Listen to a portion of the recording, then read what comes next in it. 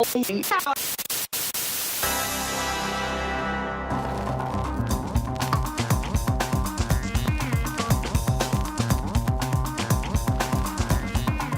to my basement, everybody. Hey, Scott Jones. Victor Lucas, we are not in your basement. No. Once again, this is the second time in 3 weeks that we have been on the road. Yeah. Today, last time we were on the road, we were in my hotel room. Today, we're in your hotel room. Thanks for cleaning up. And thanks for being in more than just a towel. I can see the indentation where your head was last night on the all pillow. Appreciate it. Yeah. We are in Tokyo, and it's surreal. We've been here a long time we're recording this. We're actually tomorrow we fly back to Vancouver. We've been here for a million years. Which tomorrow is yesterday. No, tomorrow. Yes, we leave here tomorrow at 4. Yeah. But we arrive back in Vancouver tomorrow morning. So we arrive before we left, as the podcast will go live. It's like the premise for that one of the Ratchet and Clank games where Clank could clone himself and solve puzzles with multiple versions of himself. Or it's a Back to the Future thing where we get picked up in a DeLorean. Now listen to me. This is not my first time in Tokyo. This is my 4th time. Mm-hmm. And one thing I've noticed on this trip is that the toilets no longer fascinate me. I was obsessed with the toilets. I remember. Well, as you are. I love toilets. Yeah. We could have called the show Reviews on the Toilet. I do enjoy talking about toilets, and I do have some toilet-related information for everyone later in the show. But, the super space-age toilet with, the oscillating and the heat and the noise, I don't care anymore. Well, sometimes you don't know how to flush, though. That is the one weird thing. Yeah, you used a space toilet the other day, right? I was pressing a whole bunch of buttons and water was spurting and stuff, but I don't think anything was flushing.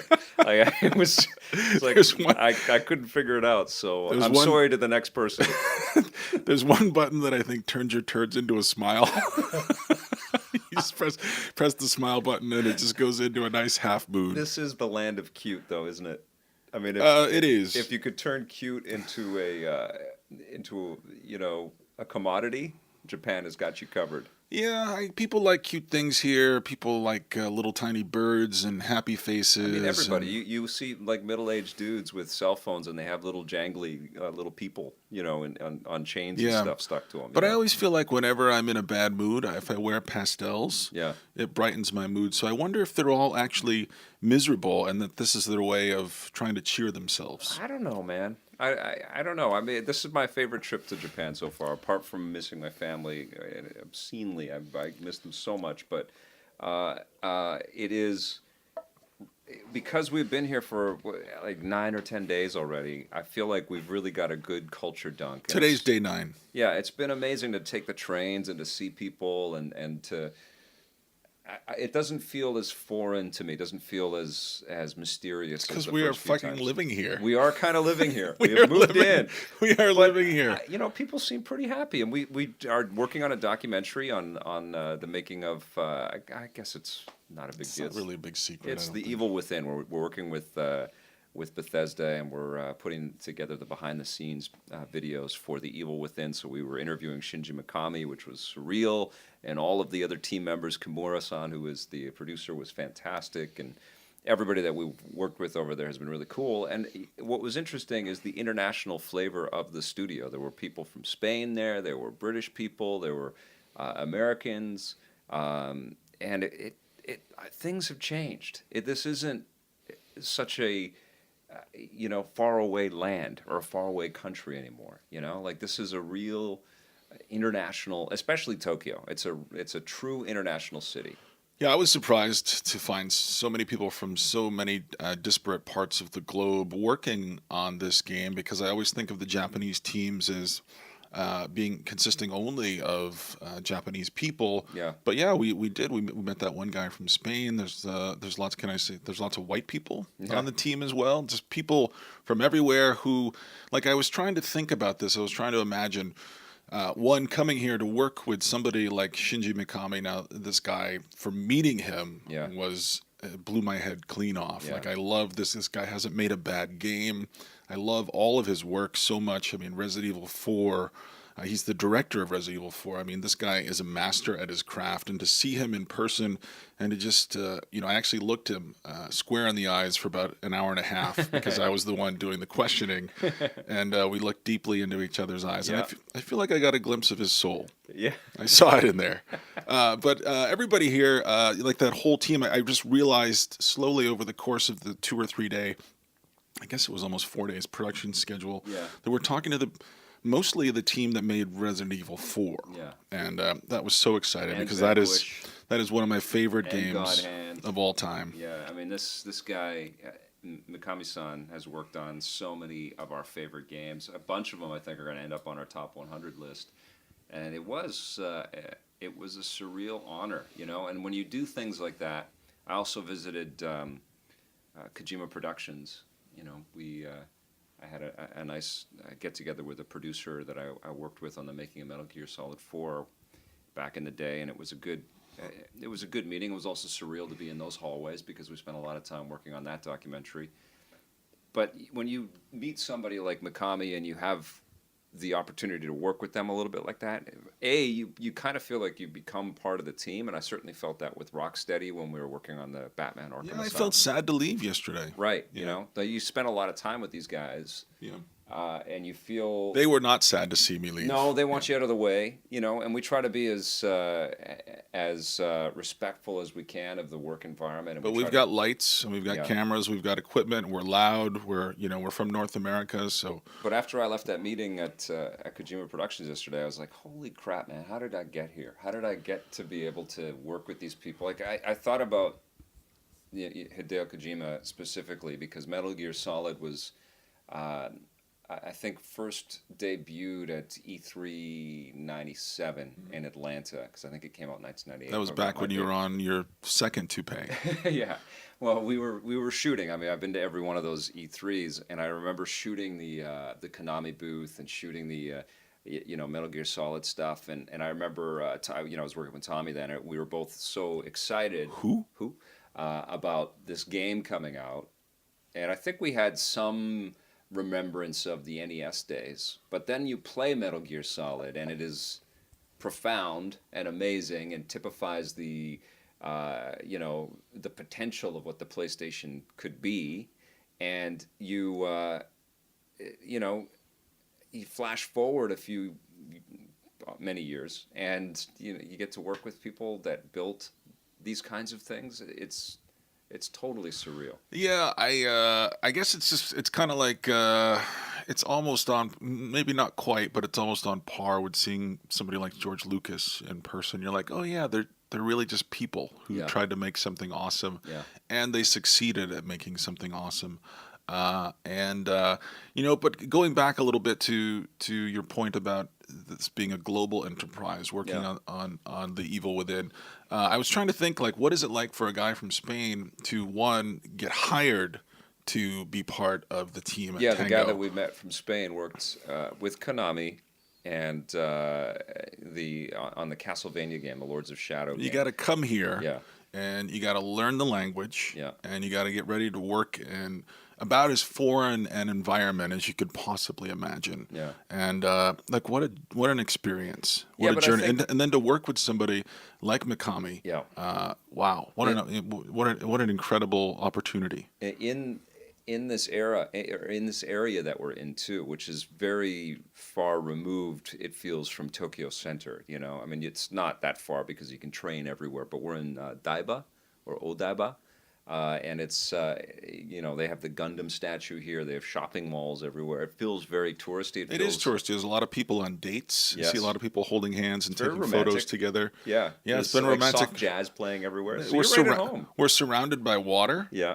And there's lots of views and photo booths, and so But this is opportunities to shop for sweaters. This is the other reason why I love this trip, because we're actually seeing a lot of it. Obviously, we're at Tokyo Game Show, and I've been to about 4 or 5 of these things now.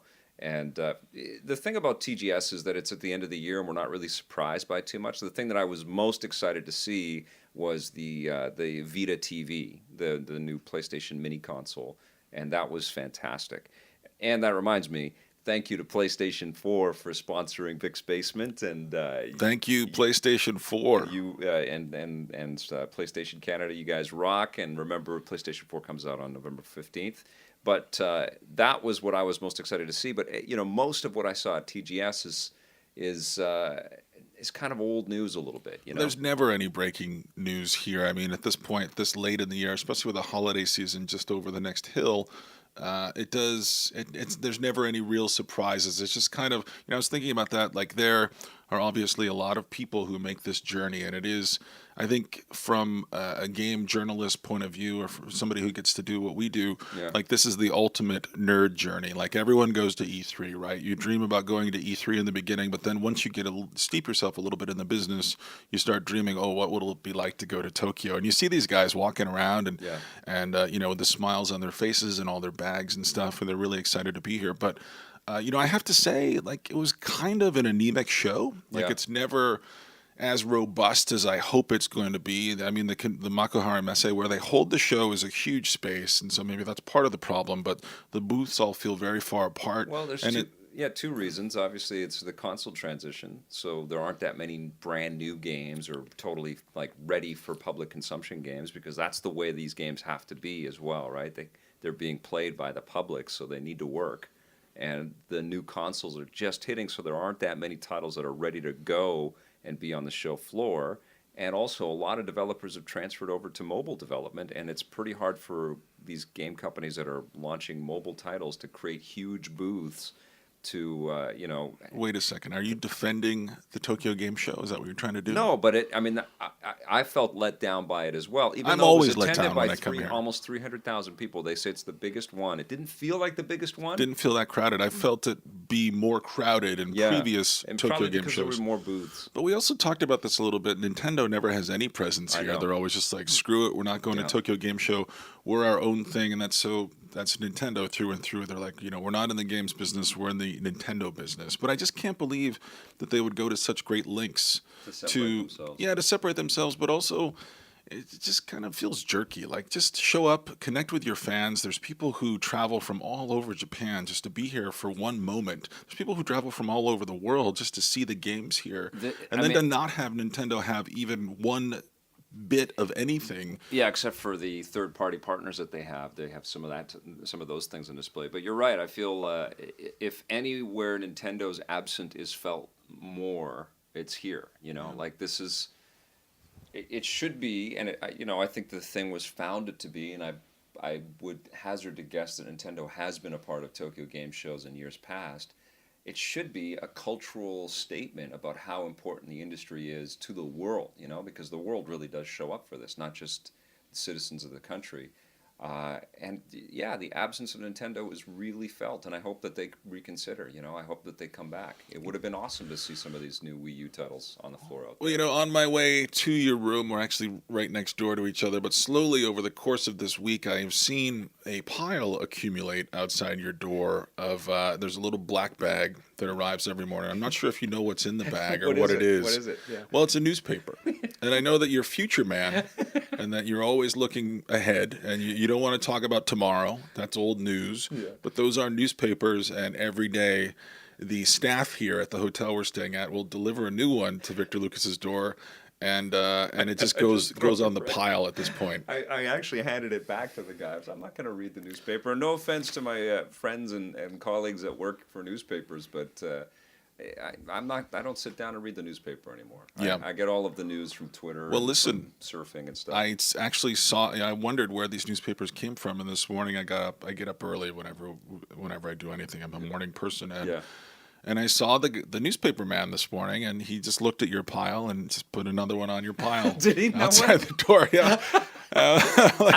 I didn't know what to say to him, and so then I went out and I went for a walk because I like to have early morning coffee. Nothing opens up early here, so I went to we're in a resort or something. Yeah, I went to the only 24-hour place where you can get coffee, and it's a restaurant that has a clown involved. I don't want to name any names because he's not cute at all. He's scary. Okay. No, and so I got my coffee, and when I came back, the newspaper guy is also the flag guy. He's the guy who raises the flags in front of our hotel every morning. So he has multiple jobs here. Yeah. In addition to putting a new newspaper on your pile, he's got flags to raise and things like that. Did he give you a nod?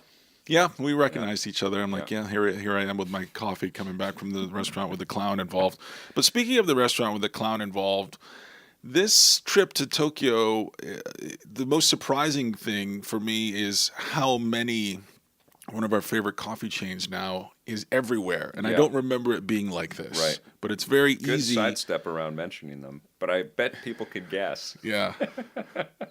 Maybe. Yeah. I mean, that's the thing is when we were talking about this earlier, we're talking about the globalization of the video game business, but there's the globalization of everything. That was actually another point too. With we actually visited game stores because that's what you do when you come here. We haven't been to Akihabara. Maybe we'll get there today, but we went to a couple of game stores and they were dead.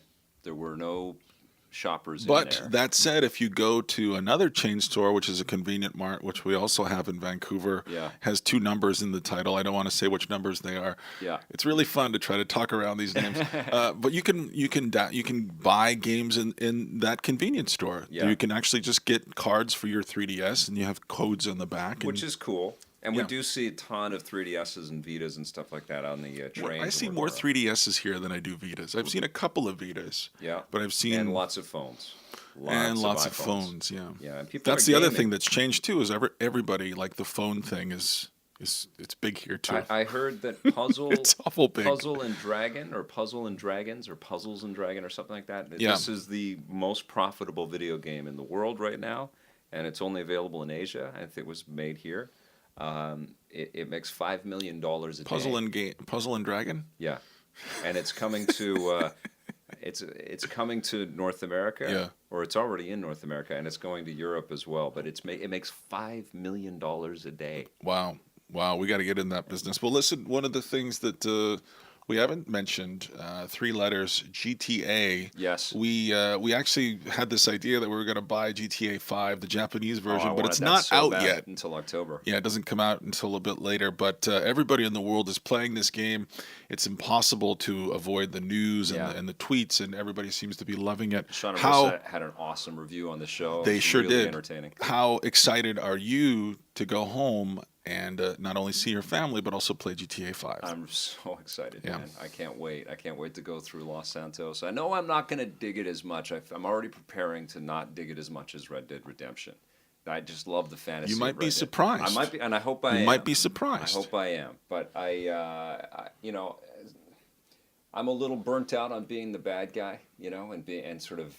Especially with Breaking Bad winding down. Exactly. You've had you were railing this morning against Walter White. Yeah, I mean the guy. I've had it with him. The guy's a scumbag. It's hard to have any empathy for these guys. But he's that doing have it for just his been family, atrocious. though. And same with Dexter. He's doing it for his family. There's no justification. But it's for his family. Evil like that, It's for his family. Well, he's getting his desserts. Like. Well, we'll see what happens. We haven't seen the all ending. of the misery and pain and suffering that he and Jesse have been going through this season, all deserved. They What if? harmed more than they. Okay, did here's good. what's going to happen in the last episode. He's going to get his money back from what's his name? Uncle. I can't remember what his name is. Leo. Uncle No. Ralph. I don't know. I have an Uncle Leo. He's Hi, gonna Uncle Leo. he's gonna get the money back, and then he's gonna build a rocket ship, and then he's gonna go to space, Space bad. and he's gonna start cooking meth on the moon, and so the best meth in the universe is gonna be on the moon, and then Han Solo's gonna fly in and start delivering his meth, And Han Solo shows and then up. Mos Eisley Spaceport is going to become an outpost for Walt's meth cooks. Awesome. Yeah. Yeah. And in the future, there will be no cancer, so Walt will live, and they'll take his head, they'll take his head from his body and attach it to a robot. Hey, pass me another hit on that thing. So anyway, that's a newspaper pile outside your door. And okay, one other travels. No, wait. What? The other thing about the game stores, and this is a new realization for me, is that things have become so global that the idea of import titles and things that are, yes, there are still games that are shipped and launched over here that we don't get in North America. Yeah, I went to the Toys R Us yesterday. They have Ape Escape as one of their games that's still That's big a here. huge popular title Yeah, here, people but love it. it's Monkeys. not so different now. It's No. not so unique here. There aren't, and you don't walk up to those titles on the shelves and go, "Oh, why don't we have this as much?" you know? Yeah, that used to be a huge thing, is coming here Absolutely, and seeing yeah. those games and buying really obscure Japanese stuff. And now, It's very globalized. well, I just think also like it's become a much more efficient business. We don't just, I don't think anybody here or back in North America or in any part of the world is just making a bunch of stuff, just churning it out. I think Yeah.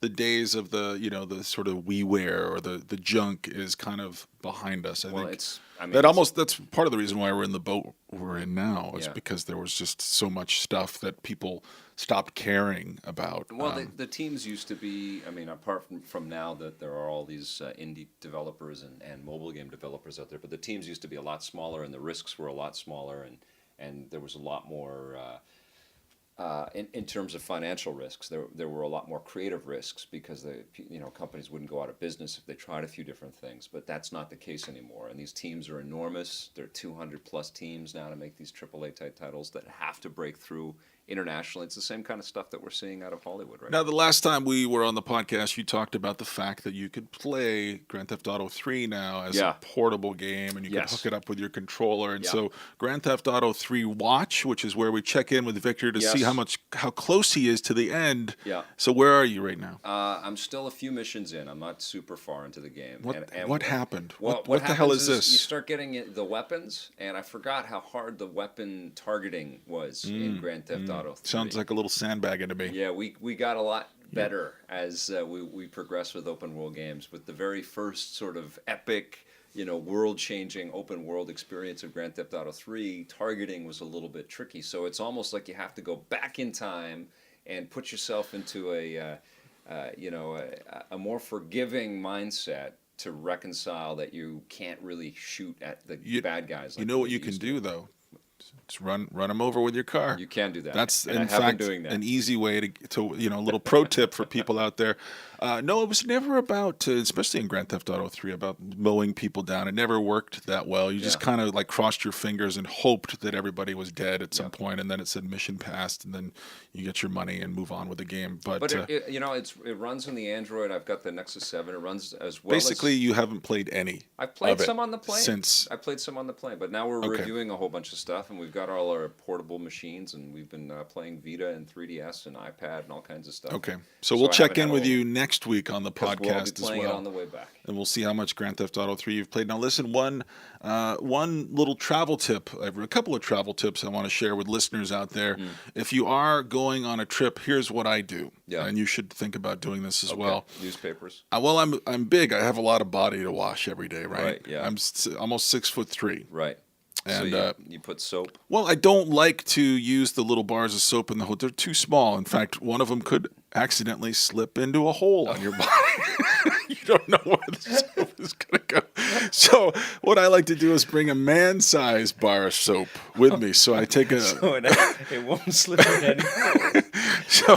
So you go, Irish So you Spring. take it and you put that, right, that's my brand. your target. You put that into your luggage. And so not only is it fumigating your luggage as you're traveling around, I also Okay. think it wards off bed bugs because you can get those anywhere. Right. If you have a nice, strong, cheap bar of soap, put it in your luggage. All your laundry will smell great when you get there. And you will have a bar of soap that doesn't, just slip mysteriously into an opening on your What kind body. of showers do you have? I have really What the long, hell? You have, intimate, like, procedures. intimate showers. But listen, this is the other thing. This is the other thing. Write this down because I Yeah. know you're going to Yeah, forget let it. me write it down. Hold on, let me get a pad of paper. Okay, 1 second. You can never bring enough underwear Oh, on I any know. trip. Oh, I know. I count the number of days, and then usually what I do, Multiply by 6. well, then I add a couple pairs extra. I'm like, who knows what's going to happen? Wait, it's not like You we're might in the need- fucking Amazon out here, man. Well, I don't want. They probably don't have my size. Everything is small here. You try the jackets on; they don't That's fit not you. true. And we're posting this as part of the picture with this thing. We found the Japanese version of you out here. He was working at Tango. Yeah, he was a nice man. He was an awesome guy. He looked Yeah. just like you. It was You don't even surreal. know his name, do you? I forget his name. Yeah. Okay. But he was But listen- wearing your shoes and your glasses, and it was crazy. I'm not finished with my underwear story. Okay, keep going. Talk about dirty things. So what happens is you get up in the morning, you want to put a fresh pair on. Yeah. That's what they taught me Yeah. in Sunday school. You and do then wanna wear new when underwear every day. it's been muggy here too. It's been a challenge to get around, and Yep. so you sweat a lot. And then before I go to bed, I like to feel fresh. Yeah. So I shower again, but I don't want to put on the underwear I've been wearing all day because that's who So knows you what's use your happened in underwear there. as your pajamas. This is it's awesome. I love what this podcast has evolved into. It's a podcast. You can do whatever you want. And so then I put on a new pair of underwear. This is how I get myself into trouble. Right. Because then I'm doubling up, and I've only See, gone with you're 12. going through your inventory.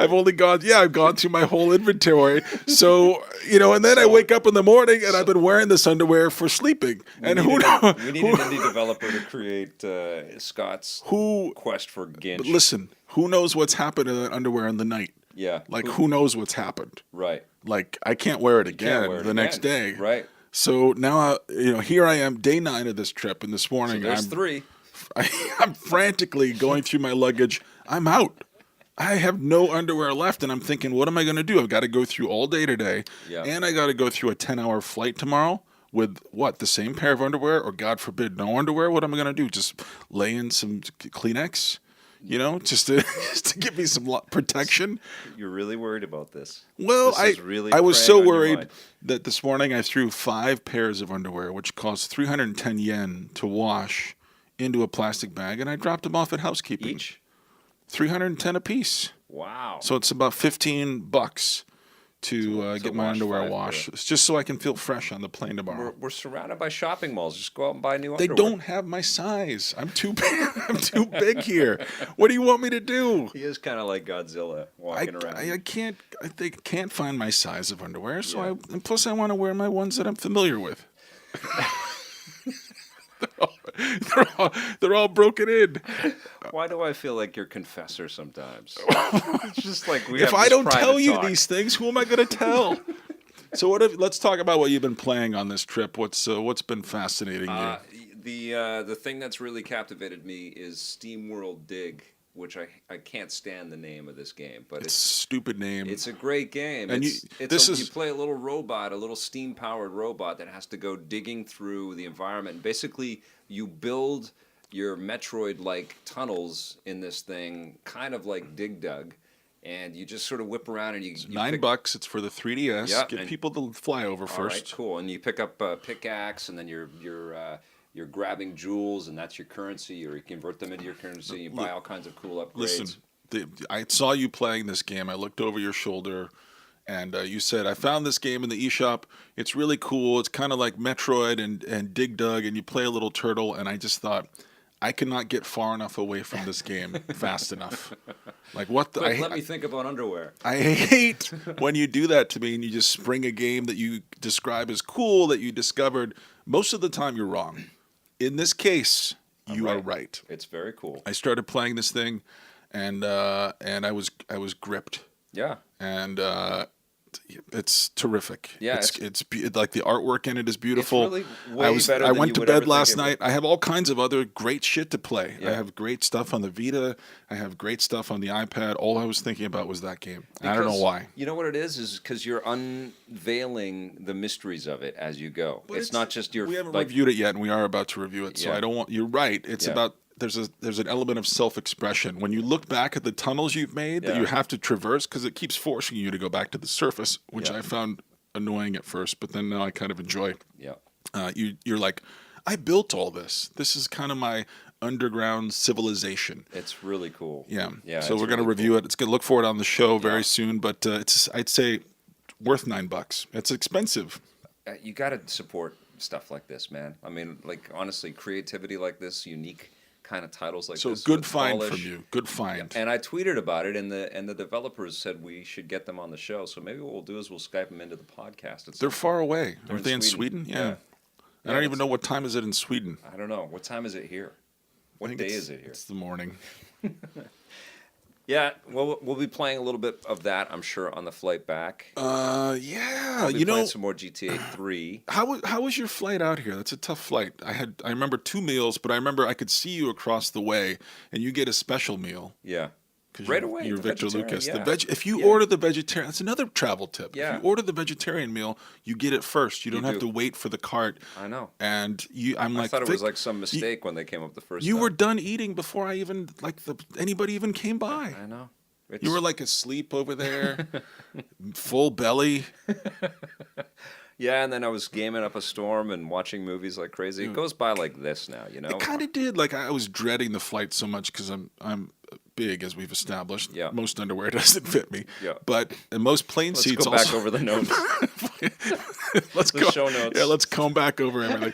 But most plane seats don't fit me either. They're designed for people who are about 5'6". I love that you describe yourself like a center for the NBA Chicago I'm Bulls. the Kareem Abdul-Jabbar Yeah, I'm sure you of are, video yeah. games. But my penis Truly, very he's- small still. He's on TV, so really he's 5'7", and I'm Dude, you I'm see me 4'9". on EP. No Yeah. one wants to talk to me. No one wants to do it. They're like, why? Well, they can't see. Why do I have because to your talk head's to up in you? the clouds. You of all the people, why couldn't I get Victor? Why couldn't I get Brianna? Why couldn't I get Where's Marissa? Why this couldn't I coming get from? Sean? Where is this mopey attitude? This There's is all nothing bullshit. mopey about it. It's Why real. doesn't anybody want to talk? No to one you? wants to look up at some jerk while they're doing an interview. No one's like, yeah, this great. I get to talk to this guy. I get to talk to the Yeah, gorilla. I get to look tiny, especially men. Men definitely don't want to talk to me.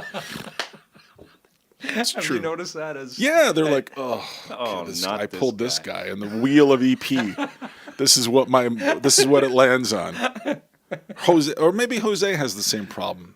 Let's have Jose on the podcast. Absolutely. I haven't talked to him in a while. I know, man. He I miss him. Brian, people seem excited to talk to him though. Well, he's hilarious. Yeah. He's totally he's effervescent. He's super funny and goofy. He does funny voices. You should try some of that stuff. Hey, Vic, how are you? That's think good. That'll See, open up some already. doors for me. 150% more charming. All right, so we're almost done. We have about 26 hours left in Tokyo. How do you want to spend it? We are gonna go shoot a shit ton of reviews. Yeah, out we're on the always working. streets of- We got kind of rained out a little bit later in this week. I've never seen the monsoon come Well, through. It feels like it's this. passed us by. Yeah. It's been pretty good. I mean, it's just been a little too hot, a little too sticky. It's always this But way in God, October. how can we complain? I bought a whole bunch of cool toys. We got to spend some fantastic time with a bunch of excellent developers. The best in the world, yeah. We got to see cool tech that we're not going to get until next year. And we were very adventurous, at least for the first few days of food-wise. But then after 8 days, we're just eating in the same hamburger place. Yeah, bad sushi. That's all. That's all that Yeah, has to happen. couple of bad Just meals. Once and then We did go to that one sushi shop where the train delivers your was pretty sushi to cool. your table. Yeah. Yeah, we had fun there. you could order off the iPad and then you press buttons and trains come out with food. You are literally like you'd hear a subway sound and it would deliver it to your table. And maybe we should go back there again today. We had a lot of laughs there. I'm in. Yeah.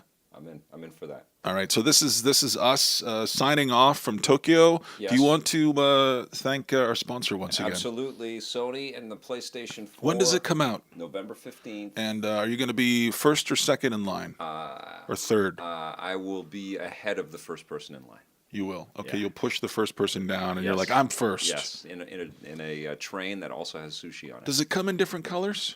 No, I think they're launching it as a black, sort of slate shape. Yeah, I was thing. looking at the two consoles, and they're both just black boxes. They are. Why couldn't they make one shaped like a smile, or something That's like going a? to be for the PlayStation 4. What do they call it? Not light slims. The PlayStation 4 Slim will be shaped like. How a about smile. this, Sony? If you're out there listening, make the PlayStation 5 shaped like a unicorn. Right. You plug the controller into the butt. Sorry, I had too much coffee today. Into the butt. Into the butt. The butt is a USB port.